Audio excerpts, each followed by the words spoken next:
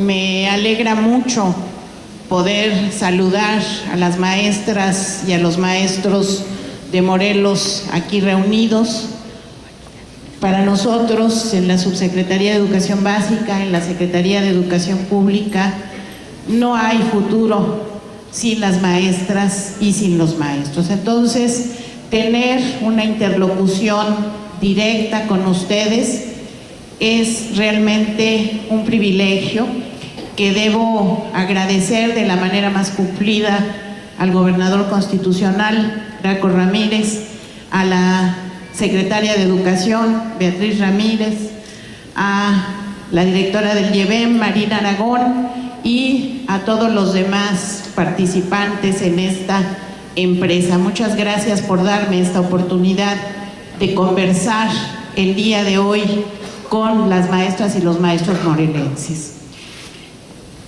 Debo decir públicamente lo que le acabo de decir en corto a la secretaria Betty: retos recogidos, retos anotados y desde luego toda la disposición para caminar con ustedes en la mejora de los servicios educativos de Morelos. Vamos a entrar en materia. Me han pedido que hable de estos temas que están muy presentes en la vida de todas las escuelas del país a partir de la reforma. Los temas que voy a abordar, como ustedes imaginarán, de manera muy breve, puesto que esta es una breve presentación, son el sentido de la reforma educativa 2013. ¿Por qué esa reforma? La reforma, llegando a la escuela, el único lugar donde una reforma educativa puede tener sentido, la autonomía escolar, una autonomía que deriva precisamente de la reforma, que es un mandato constitucional, y el Consejo Técnico Escolar, ese órgano participativo, esa comunidad de aprendizaje, como se ha señalado en la propuesta de Visión Morelos para la Educación, que compartimos plenamente. El Consejo Técnico Escolar es precisamente eso, una comunidad de aprendizaje. Bien, esto es lo que brevemente voy a charlar el día de hoy con ustedes. ¿Por qué una reforma? Bueno, por una razón muy simple, pero muy poderosa. No estamos para nada satisfechos con los resultados educativos que tenemos. Esta gráfica que ven ustedes es el concentrado de los resultados 2012 y 2013 de enlace. Son los resultados de los jóvenes de tercero de secundaria. Como ustedes pueden darse cuenta, el 80% de nuestras jóvenes y jóvenes de 15 años, después de permanecer alrededor de 12 en el sistema educativo escolar, solo logran aprendizajes de nivel insuficiente y elemental, tanto en español como en matemáticas. Eso no puede ser así. No puede aceptarse que solamente 1 de cada 5 estudiantes adquiera en su educación básica aprendizajes suficientes para continuar de manera provechosa su vida adulta. Si lo vemos de otra manera, si miramos los datos que nos presenta PISA, el examen internacional de la OCDE, nos daremos cuenta de que esta realidad es muy dramática. PISA nos dice que una persona, para incorporarse exitosamente a la vida adulta en las condiciones de exigencia que tiene esta sociedad actual, para hacerlo de manera fructífera, de manera fructífera para su persona, para su familia, para su comunidad, para su país, para el mundo, necesita por lo menos alcanzar el nivel 2 de capacidades y competencias. En nuestro país, más de la mitad de los chicos de 15 años están en los niveles 0 y 1. Y solamente un pequeñísimo 4% se encuentra en los niveles superiores.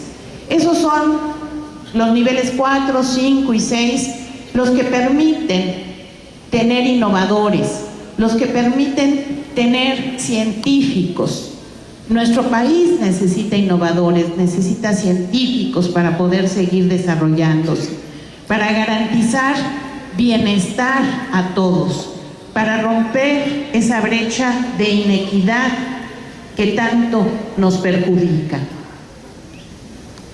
Estos datos se vuelven todavía más terribles cuando nos damos cuenta de que hay un 30% de muchachos y muchachas que ya no están en la escuela a los 15 años. Los datos de los exámenes PISA solamente nos hablan de quienes están o en tercero de secundaria o en primero de bachillerato, pero hay un 30% de nuestros estudiantes que ya no llegó.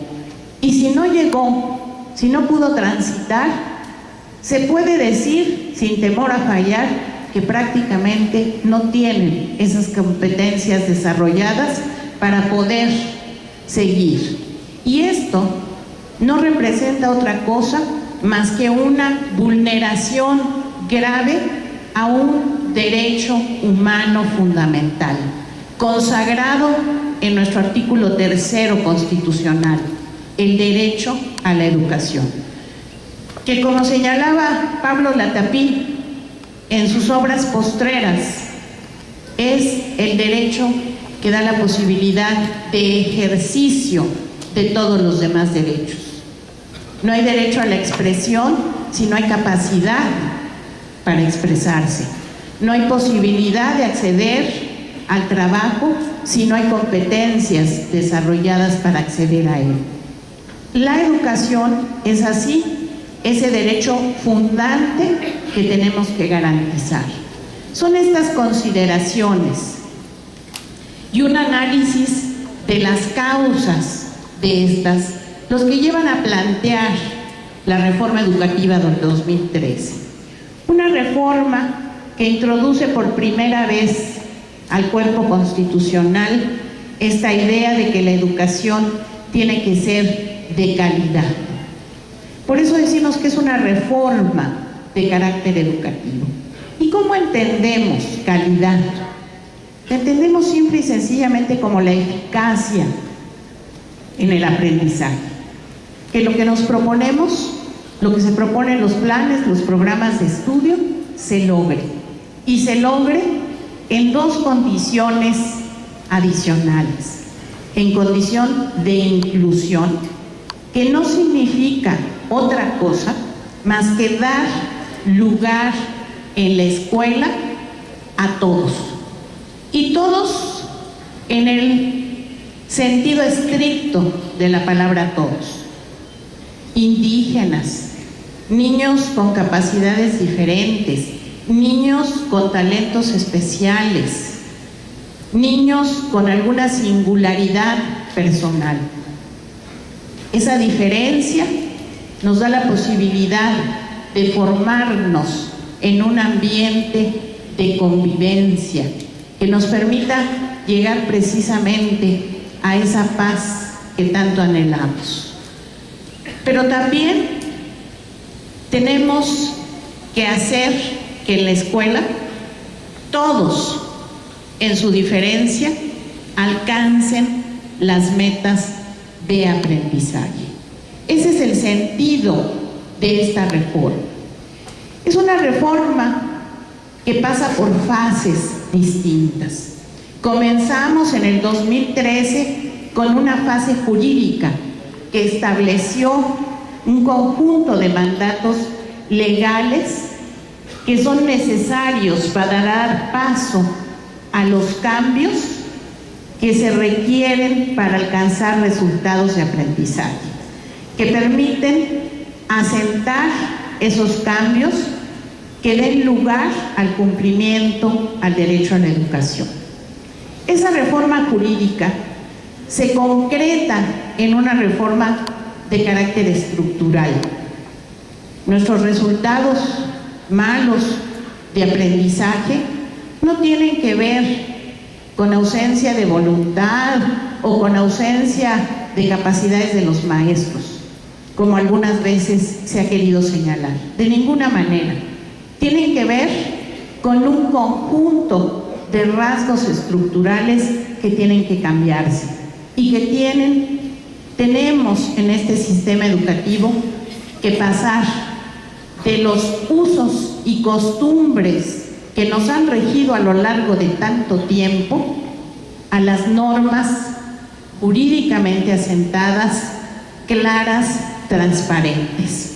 A los usos y a las costumbres no se puede apelar, son arbitrarios. Ante las normas hay, en todos casos, defensa y alternativas. Por eso necesitamos esos cambios estructurales que den lugar a certezas para todos, especialmente para los maestros. Esta reforma estructural tiene que cuajar en cambios de prácticas. Las prácticas tienen que ser de otra naturaleza. Las prácticas tienen que ser aquellas que en efecto pongan a la escuela en el centro y a los alumnos en el centro mismo. Esos cambios se van operando poco a poco. El concurso de ingreso al servicio docente, por ejemplo, es un cambio estructural. La misma autonomía de la escuela es un cambio estructural. Es un cambio en el uso también de los recursos y es un cambio en las prioridades. Y esta reforma inició desde principios de este año una fase de transformación de lo pedagógico. Lo jurídico es fundamental, los cambios estructurales son necesarios, pero el eje que vertebra a la educación es el eje curricular. La definición de quién es ese mexicano que queremos formar, de qué necesita aprender y cómo necesita aprenderlo, de cómo son las prácticas a través de las cuales debe formarse. Entre febrero y julio de este año se desarrollaron en el país 6 foros nacionales para definir este modelo en educación básica y un foro nacional.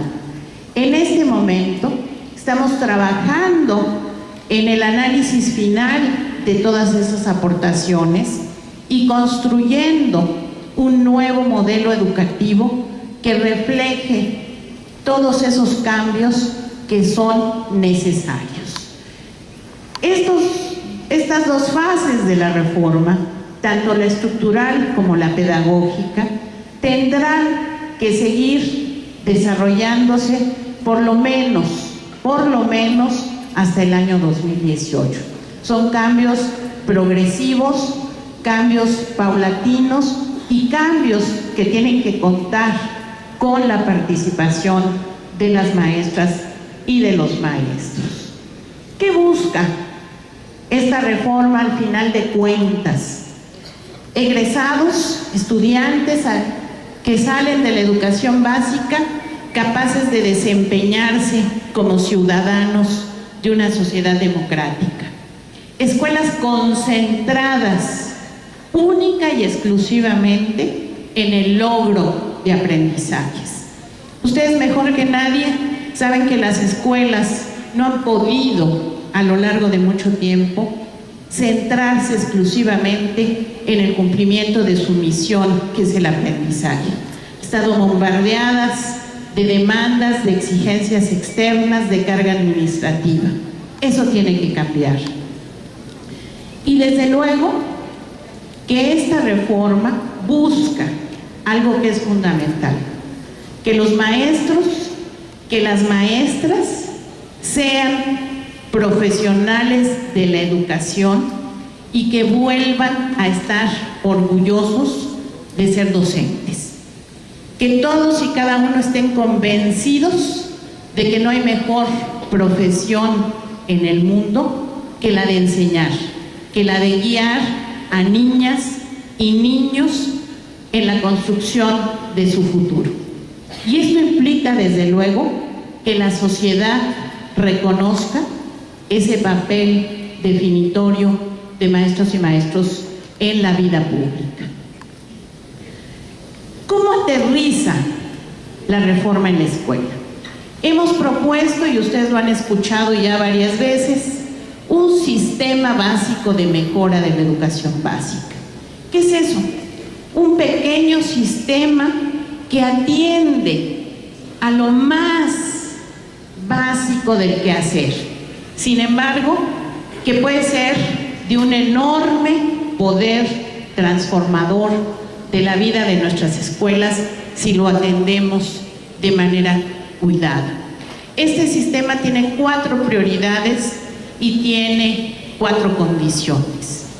Las 4 prioridades son, desde luego, la mejora del aprendizaje, muy esencialmente de la lectura, la escritura y las matemáticas, que son justo las herramientas para aprender. Hemos definido que la educación básica tiene 2 grandes propósitos. 2 grandes propósitos para formar para la vida, como aquí se ha dicho. Aprender a aprender y aprender a convivir.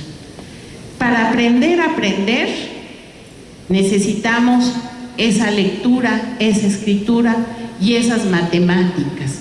Esas matemáticas entendidas como pensamiento lógico. Matemáticas que no sirven solo para sumar, restar, multiplicar y dividir, sino que sirven para encontrar un método que permita afrontar los problemas de la vida. Alto al abandono escolar es otra prioridad de este sistema. En educación básica hemos vivido en una suerte de ignorancia, una suerte de ceguera respecto de una realidad avasallante. También en primaria y en secundaria hay alumnos que desertan, y la mayor parte de ellos deserta por causas de índole escolar. Son muchos menos los que desertan por asuntos del contexto, por temas socioeconómicos. Se nos están yendo los niños porque la escuela, especialmente la secundaria, no les resulta relevante, no les da una promesa, no solo de futuro, sino ni siquiera de presente. Hoy, cada escuela tiene que tomar decisiones para ponerle nombre a cada niño, para reconocer en cada niño y en cada niña una persona con derechos, cuyo derecho fundamental es a la educación. Hoy tenemos que convencernos de que cada escuela tiene que tomar decisiones para saber quiénes son los estudiantes en riesgo y qué hay que hacer en cada uno de los casos para que esa niña o ese niño permanezca y aprenda. Tenemos una tarea fundamental ahí. No podemos permitir que ninguno de nuestros alumnos se pierda. Sabemos muy bien cuál es el futuro que les espera en la calle. No los queremos en la calle, los queremos en las aulas, que es el mejor sitio donde pueden estar. Necesitamos convivencia en las escuelas. Como decía la secretaria Betty, las violencias penetran a las escuelas. Tenemos que construir en las aulas y en las escuelas relaciones sanas y pacíficas. Nuestra mejor contribución al cambio que necesitamos es precisamente hacer de la escuela un espacio de relaciones armónicas. Todo nos separa. Unos somos de un partido, otros son de otro, unos tienen una ideología, otros tienen otra, unos tienen una religión, otros tienen otra. Qué bueno, así tiene que ser. Pero la escuela es el lugar donde nos sumamos a una única misión. Y esa única misión es que niñas y niños se formen de manera integral. Eso es lo que nos puede unir y eso es lo que tenemos que hacer que prevalezca. Dejé al final de las prioridades la que es definitoria de todas las demás, la normalidad mínima escolar. Para que todas estas prioridades enunciadas sean posibles, necesitamos que la vida tenga una vida regular. Eso implica disciplina, eso implica orden, eso implica necesidades satisfechas, eso implica confianza, eso implica que si hay materiales, no los resguardo, los usamos. Eso implica que las inasistencias no se permiten. Eso implica que tenemos que generar marcos claros de actuación. Todos los maestros tienen que estar en todas las escuelas a tiempo. Los alumnos tienen que ir a la escuela. Se ha hecho fácil decir, bueno, pues si no vienes, ni modo. A las madres de familia también se les hace fácil decir, bueno, pues no vayas hoy a la escuela. No, tenemos que asegurar que los niños van a las escuelas. Y eso pasa por hacer de la estancia en la escuela algo relevante. Eso implica que todos los días se tiene que aprender. Eso implica una focalización muy clara de los maestros y las maestras en el hecho relevante de crear actividades retadoras para el aprendizaje de sus alumnos. Ahora, lograr estas prioridades requiere también de condiciones. Una de esas condiciones es la existencia de una vida colaborativa en las escuelas. Esa vida colaborativa entre los maestros y el director, pero también entre el colectivo docente y las familias, es imprescindible para poder avanzar. Los consejos técnicos son esos espacios propios del colectivo docente donde es posible definir rumbos para ese plantel concreto. Esto requiere, desde luego, de un fortalecimiento de la supervisión escolar. La supervisión ha sido relegada durante lustros a una tarea de orden y control. Hoy necesitamos una supervisión dedicada al impulso del aprendizaje. Necesitamos esa supervisión que la ley prevé, la supervisión que hace cabeza del servicio de asistencia técnica a la escuela, ese servicio que tendrá que estar listo a principios del 2015. Una supervisión que no solo vigila y castiga, sino propone, acompaña, asesora, impulsa. Y esto pasa por el tema crucial y complicadísimo de la descarga administrativa. Las escuelas no pueden estar sumidas en un mar de papeles, no pueden estar siendo valoradas por cuán bien entregan los formatos. Este es un reto que nos interpela a todos. De alguna manera, todos somos generadores de esa carga administrativa. No hay nada más dañino para las escuelas que tener que cumplimentar una serie de comprobaciones, una serie de papeleos, sábanas elaboradas en tintas de distintos colores. Este es un daño permanente a la posibilidad de las escuelas de hacer lo que tienen que hacer. Pero ahí hay una tarea fuerte y debo confesarles, una tarea muy complicada de transitar. Y necesitamos, como otra condición, la participación de las familias.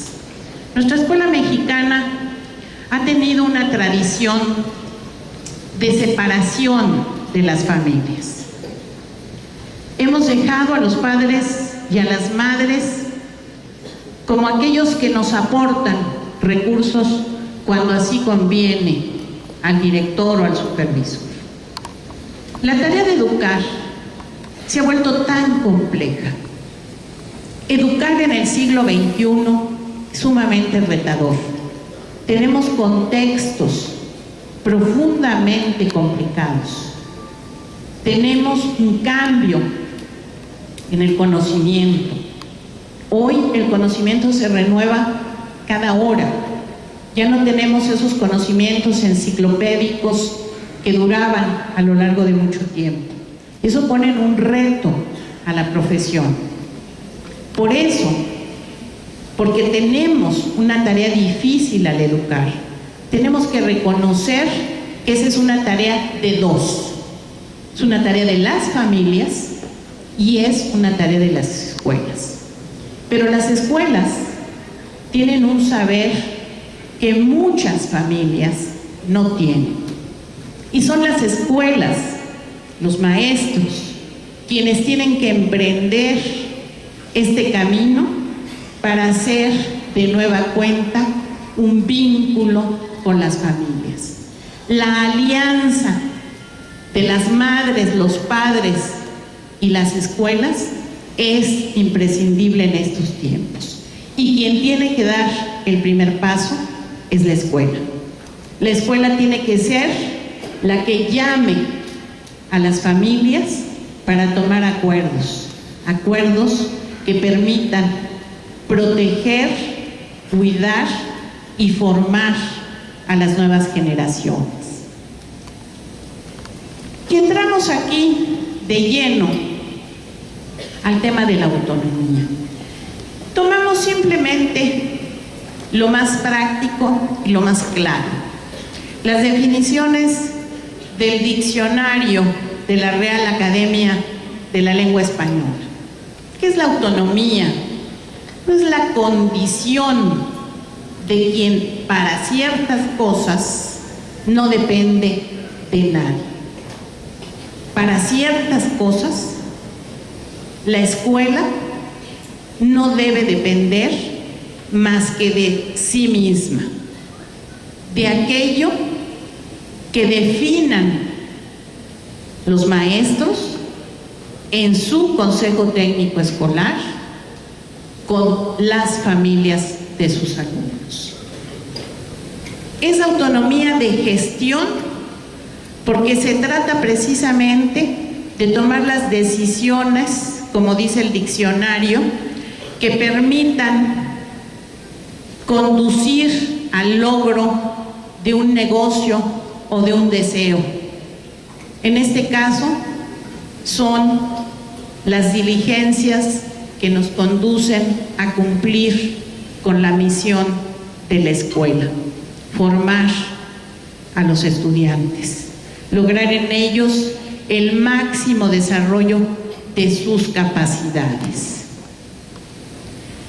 Esta autonomía escolar busca que las escuelas sean eficaces, como ya decíamos, en la búsqueda de la calidad, en la búsqueda del logro del aprendizaje de la inclusión y de la equidad, y que estén centradas justamente en su tarea de lograr aprendizajes. Y cuando digo centradas en su tarea de lograr aprendizajes, me refiero no solamente a lograr el aprendizaje de los estudiantes. Por supuesto que buscamos ese logro, pero para que ese logro ocurra, necesitamos también que los propios docentes aprendan. Necesitamos que los directores aprendan, que las supervisoras aprendan, que la estructura educativa aprenda. Necesitamos generar organizaciones que van aprendiendo. Si no tenemos una institución capaz de aprender, no vamos a alcanzar el conjunto de los logros.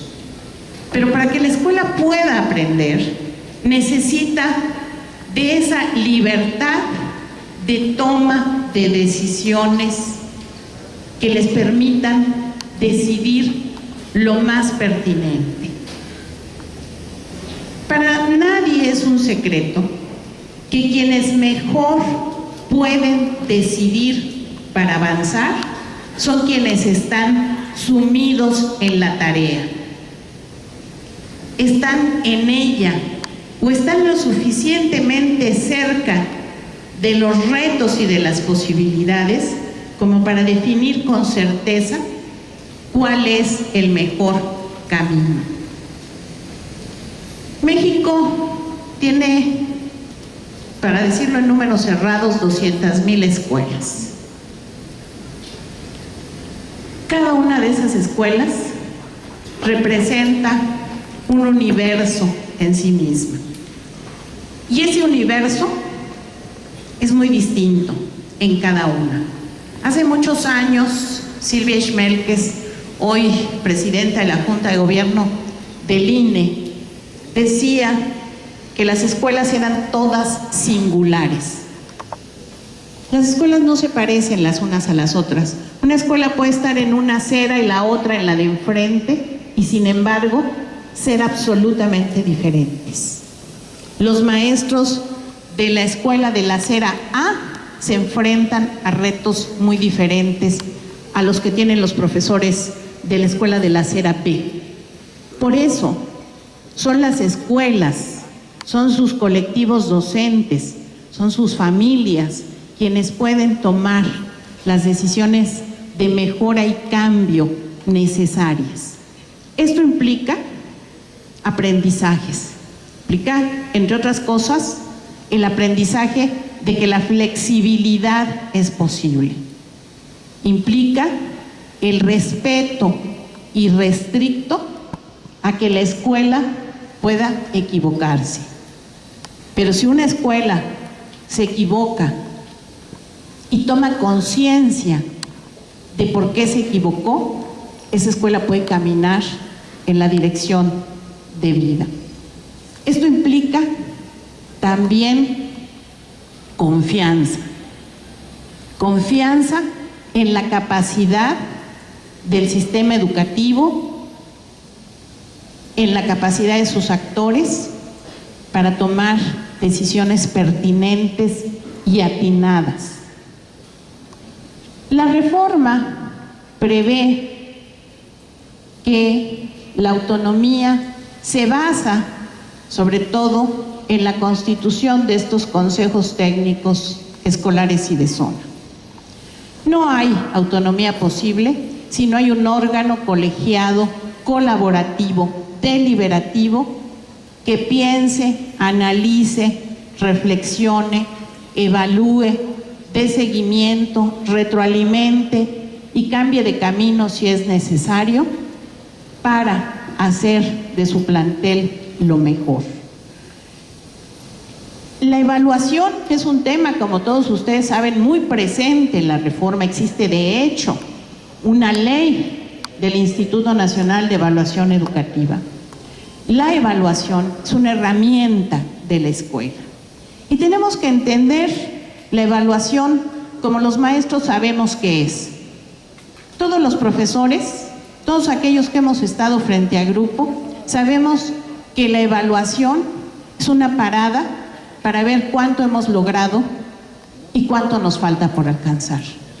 No es ni un tema de castigo, ni es un tema de sanción, ni es un tema de discriminación. Evaluar es parte de cualquier proceso de aprendizaje. Un consejo técnico, para ser eficaz, tiene que evaluar sus propias decisiones, tiene que documentarse, tiene que allegarse de las evaluaciones de otros. Esta evaluación interna es la herramienta fundamental que tiene el consejo para poder ir caminando. ¿Qué sentido tiene seguir una línea porque tomamos esa decisión cuando la línea evidentemente nos conduce al desbarrancadero? Lo sabio, lo pertinente, lo sensato es decir, por este camino no voy, tomo la decisión de ir por el que sí está probando ser el adecuado. Y eso solo lo da la evaluación. Hay dos herramientas adicionales previstas por la ley que serán puestas en marcha muy pronto. El Sistema de Información y Gestión Educativa, que tiene que ver justamente con el tema que abordaba yo hace un momento de la descarga administrativa. Hoy parece paradójico que en las escuelas sigamos llenando formatos a mano que se pierden en el camino a la supervisión cuando podemos tener sistemas electrónicos que nos ayuden a llevar la gestión escolar. Parece mentira que sigamos teniendo que ir a buscar facturas con IVA a quién sabe dónde, cuando podemos hacer ejercicios de transparencia por la vía de sistemas electrónicos. El CIGET está previsto en la ley. Pronto tendrá que entrar en vigor a nivel nacional, lo mismo que el servicio de asistencia técnica a la escuela. ¿Por qué necesitamos un servicio de asistencia técnica a la escuela? Lo requerimos por lo que ya señalé hace un momento. Hoy el reto de educar es altamente complejo.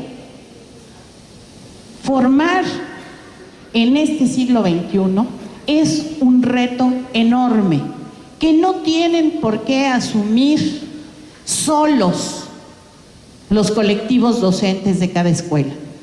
Necesitamos acompañamiento, asesoría, trabajo comprometido, visión de un tercero interesado y amigo. Y este servicio tiene este apellido, a la escuela. Y esto es así de manera intencional. Todos sabemos de la asistencia técnica, pero también sabemos que la asistencia técnica se nos fue convirtiendo en una asistencia que no parte de los problemas de la escuela, sino que le lleva incluso a veces más problemas. Tuvimos durante muchos años una manera de gestionar la educación básica por programas.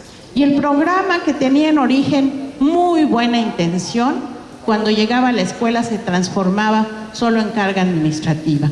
Y los asesores llegaban no para apoyar en las necesidades sentidas del plantel, sino para asegurarse de que el programa se estaba ejecutando, por lo menos en el papel. Diferenciándonos de esa circunstancia es que hoy la ley habla de un servicio de asistencia técnica a la escuela, que se presta con lo que la escuela solicita. Se atiende a las necesidades detectadas por el Consejo Técnico, no a la buena nueva que lleva a alguien de fuera. La autonomía escolar es, pues, esa toma de decisiones en, por y para la escuela. Y estas condiciones del sistema básico de mejora son herramientas fundamentales para poder caminar en la autonomía y colocar a la escuela en el centro del sistema. La escuela ha sido el último eslabón en una cadena de mando, en una cadena vertical y autoritaria de mando. Ese lugar es necesario transformarlo. Cuando yo hablaba de que la reforma debe cuajar en cambios estructurales, este es uno de los cambios estructurales fundamentales. Y no es evidentemente la escuela la que va a colocarse en ese centro. Son todas las estructuras educativas las que tienen que colocarla ahí.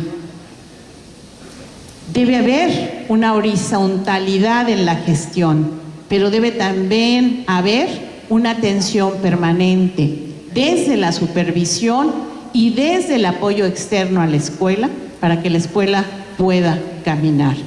Y esto incluye, desde luego, apoyo, pero también puede incluir intervención cuando un plantel no está caminando con los resultados debidos o cuando un plantel no tiene la capacidad de regularse y ordenarse de manera autónoma. Estamos en síntesis pasando del modelo usual de gestión que hemos tenido, lo ven ustedes ahí en rojo, que es un modelo centrado en la estructura externa y en los programas. Ese modelo necesitamos dejarlo atrás. ¿Esto qué implica? Pues pasar de la atención y seguimiento de los procesos y resultados de control operativo administrativo a la atención y seguimiento de los procesos y resultados de la enseñanza y el aprendizaje.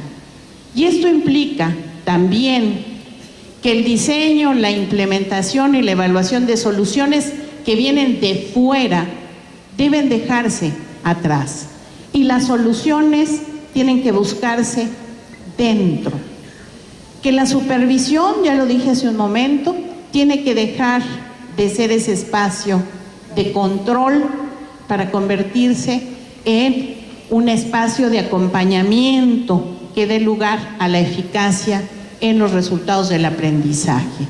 Lo que señalé hace un momento, la escuela debe dejar de ser ese eslabón último de una cadena de mando y convertirse en el centro del sistema educativo. La carga administrativa tiene que profesionalizarse, es decir, en las escuelas tiene que haber quien se ocupe profesionalmente del tema administrativo. Debo comentarles aquí que uno de los beneficios que la ley del servicio profesional docente ha mostrado ya es que tenemos suficientes docentes como para poder garantizar que en las escuelas existe una estructura mayor a la que tenemos, que por un lado pueda dar fuerza a la parte pedagógica y por otra liberar a los directores de la carga administrativa. De la imposición de los programas tenemos que pasar a la decisión de la escuela sobre qué programas toma y cuáles deja. Tenemos que pasar de una estructura intermedia del servicio educativo que solo hace control de operación y de formalidades a una estructura que se especializa en el acompañamiento a las escuelas. Y tenemos que comenzar, y la ley del servicio profesional docente afortunadamente está allí para ello, entre otras cosas, a dejar de medir a los supervisores, a los directores, a los asesores, a los propios maestros por su eficacia en la operación administrativa. No, tenemos que valorarlos por el logro de aprendizajes. Estos cambios, como ustedes bien perciben, pueden ser instantáneos, ni pueden ser por decreto. Requieren de un esfuerzo colectivo, requieren de voluntad y de decisión.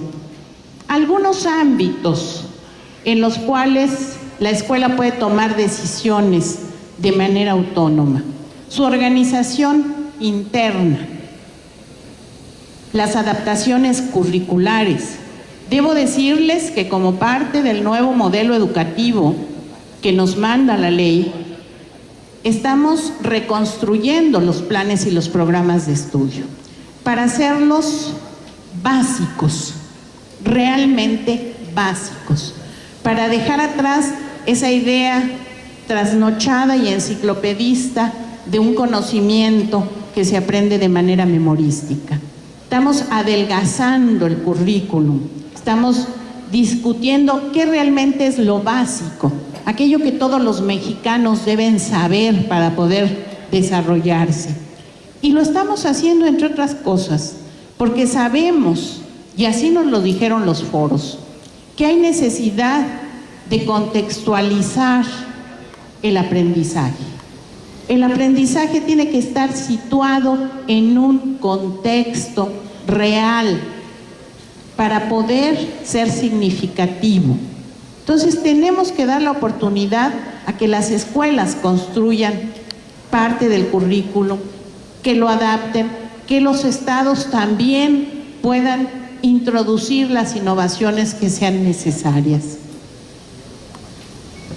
El desarrollo profesional de los docentes ha sido un tema que se ha dejado a la parte externa de la escuela.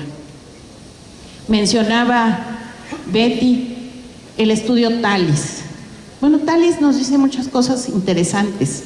Una de ellas es que los maestros mexicanos son quienes más acuden a cursos, a talleres, a diplomados, especializaciones. Pero simultáneamente son quienes más solicitan formación y desarrollo. Puede entenderse como una paradoja. En realidad, creo que lo podemos traducir, y los foros nos ayudaron mucho en ello, como la necesidad de que el desarrollo profesional se dé con prácticas tal cual, profesionales, conversación entre pares, creación de conocimiento compartido, en fin, todo aquello que permite a otros profesionales ir aprendiendo sin que sea necesario ir a ningún curso. El Consejo Técnico Escolar, en ese sentido, es un espacio de desarrollo profesional, porque ahí la pregunta y la búsqueda de su respuesta se vuelven en mejores prácticas de cada uno de los docentes. La atención a la diversidad, la prevención del abandono y el rezago de la que ya hablé, el vínculo con padres de familia y comunidad, la gestión de recursos materiales y financieros y, por supuesto, la autoevaluación. Debo decirles que este año, este ciclo escolar, alcanzamos más o menos a un 40% de las escuelas del país que reciben recursos directos al plantel, sea mediante escuelas de calidad, sea mediante escuelas de tiempo completo, sea mediante el programa de la reforma o escuelas de excelencia, sea mediante escuela segura. Ya hay una buena cantidad de escuelas que tienen un dinero para tomar decisiones autónomas. Es muy importante que la escuela pueda definir con claridad cuáles son aquellos rubros a los que se destina ese dinero. El Consejo Técnico Escolar, ¿qué es? Voy a tomar aquí algunas ideas de Graciela Cordero, una investigadora educativa de Baja California.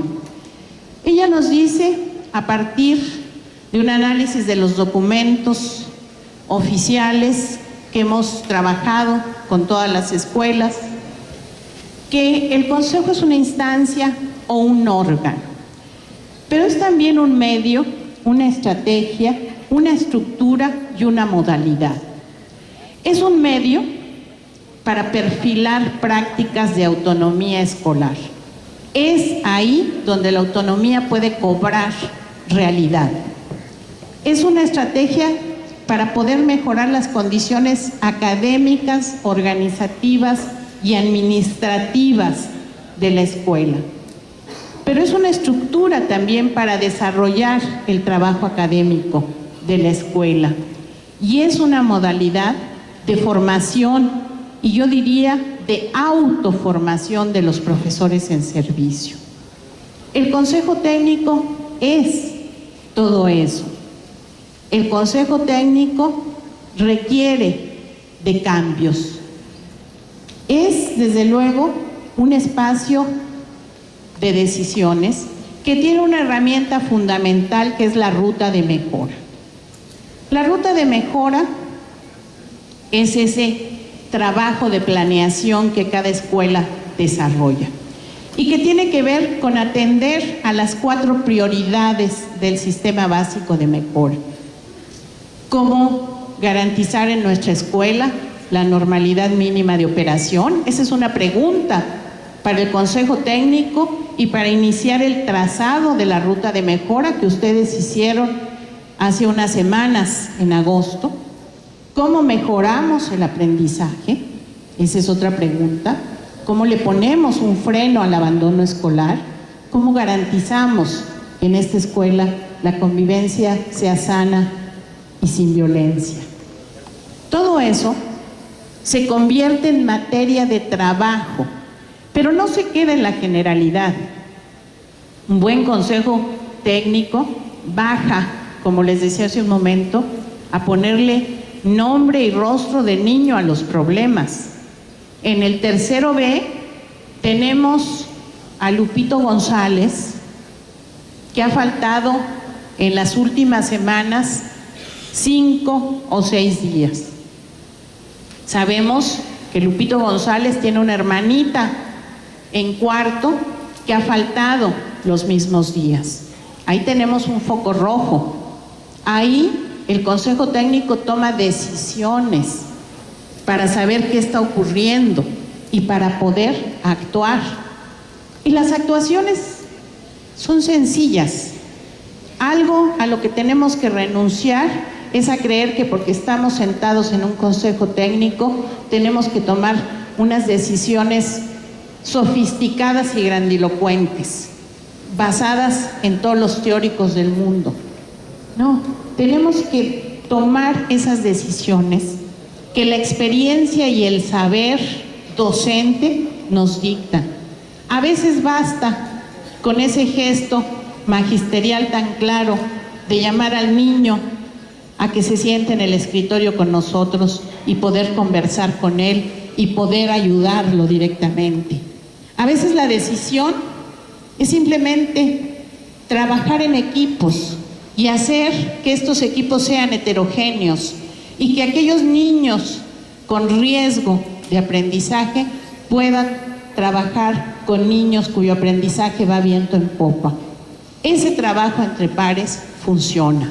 Son esas pequeñas decisiones las que tienen que darle cuerpo a estos grandes rubros.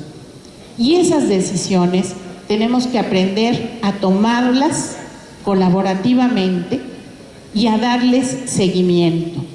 Sabemos que en los consejos técnicos escolares pasan cosas. Llevamos ya más de un ciclo escolar trabajando con los consejos técnicos. ¿Qué hemos podido observar? Hemos podido observar que todo mundo tiene claro cuáles son los problemas. Se pueden enunciar. No hay maestra, no hay maestro que no pueda enunciar con singular claridad cuáles son los problemas de su escuela. El problema comienza cuando no construimos la solución. Nos perdemos en lluvias de ideas, pero no generamos un acuerdo. Y cuando generamos el acuerdo, no le damos continuidad. Los consejos técnicos escolares tienen que tomar pequeños acuerdos, pero son esos pequeños acuerdos los que pueden dar la posibilidad de cambio. Pero sí se requiere que se tomen con plena conciencia, que se anoten, que haga un responsable de darle seguimiento y que seamos capaces de analizarlos en cada uno de ellos. Este es un tema importante. Debemos saber que todos estamos aprendiendo en este camino. El Consejo Técnico Escolar tiene que aprender a planear, a implementar lo que planea, a darle seguimiento, a evaluarlo y a rendir cuentas. La sociedad, representada en este caso por la comunidad en la cual está ubicada la escuela, tiene que saber qué está haciendo la escuela y qué está logrando. Es su derecho. Y ahí podemos encontrar aliados firmes para avanzar. Dice Perrenot, ustedes recordarán este libro que ha circulado mucho en el sistema educativo, las 10 nuevas competencias para enseñar. Él dice esta frase: profesionalización, responsabilización, participación, autonomía de gestión, proyectos institucionales, cooperación. Estos temas, más allá de efectos de moda, definen alternativas deseables al funcionamiento burocrático. Si hemos definido que la burocracia insertada estructuralmente en nuestro sistema es uno de los principales detonadores de los malos resultados educativos, tenemos que pasar a un funcionamiento distinto. Y esto implica aprendizaje. Nosotros, las autoridades educativas, los supervisores, los jefes de sector, los asesores, los maestros, tenemos que aprender a trabajar colaborativamente. No tenemos esa práctica. Durante muchos años, los maestros hemos ejercido nuestro quehacer de manera individual. Hoy eso ya no es posible. Hoy eso nos condena a producir malos resultados de aprendizaje, a vulnerar el derecho a la educación que tienen los niños. Tenemos que aprender a tomar decisiones colectivas. Y esto pasa por saber que no siempre mi propuesta será válida, a que tendré que ceder ante otros. Implica saber negociar, implica saber gestionar conflictos, implica aprender entre pares. Los maestros tenemos una riqueza de experiencias y de saberes reflexionados enorme, pero usualmente está guardada. Usualmente la conservo para mí mismo. No vaya a ser. Y ese no vaya a ser refleja una cantidad enorme de temores. Ustedes han oído en esta charla decirme varias veces confianza. Necesitamos tener confianza en el poder de nuestro saber, de nuestra experiencia, de nuestras reflexiones. Y necesitamos tener confianza en que nuestros colegas docentes son capaces también de aportarnos algo que mejore mi quehacer. Necesitamos asumir responsabilidades. Alguien nos decía, es que el Consejo Técnico Escolar es un riesgo. Es un riesgo porque nos podemos equivocar, efectivamente, pero esos riesgos hay que tomarlos, porque si no los tomamos, lo opuesto de correr un riesgo es instalarnos en la inmovilidad. Y ya vimos lo que nos da la inmovilidad. Tenemos que rendir cuentas. No somos entes que ponen de su bolsillo para ejercer su trabajo. Nos paga el dinero público, el dinero de todos. Y la comunidad tiene que saber qué es lo que estamos haciendo.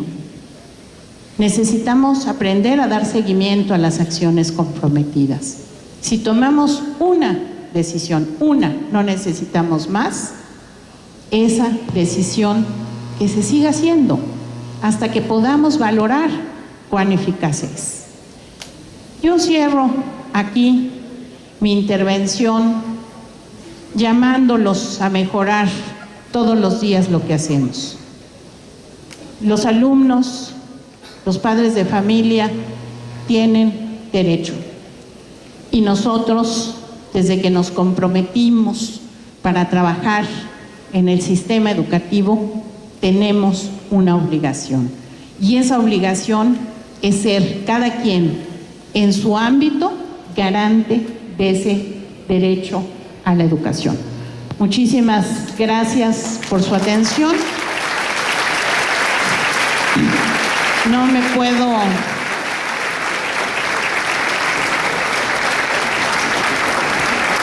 Gracias. Aprovecho para hacer el comercial. En esa dirección estamos, en la página básica.c.gov.mx pueden ustedes encontrar información sobre todo lo que estamos haciendo, lo que estamos proponiendo.